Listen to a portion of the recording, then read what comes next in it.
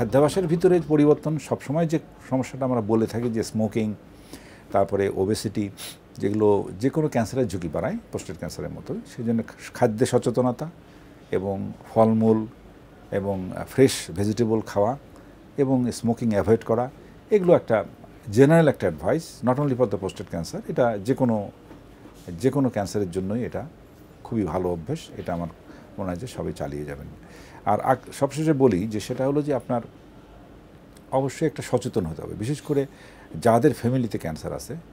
আমি অনেককে এখনও দেখি যে প্রোস্টেট ক্যান্সার তার বাবাকে চিকিৎসা করাচ্ছেন অথবা তার দাদাকে চিকিৎসা করেন, উনি কিন্তু জানেনই না যে ওনারও একটা ঝুঁকি আছে।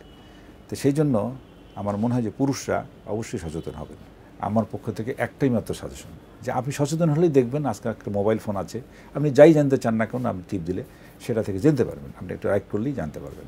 কিন্তু আমরা যেটা করতে যাচ্ছি, আমার হাতের কাছে মোবাইল ফোন, অথচ আমি সেটা দেখছি না যে এই প্রোস্টেট ক্যান্সারে কী করা উচিত।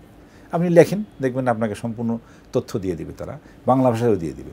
পার্টিকুলারলি যে ফ্যামিলিতে হিস্ট্রি আছে প্রোস্টেট ক্যান্সারের, তারা অবশ্যই করবেন।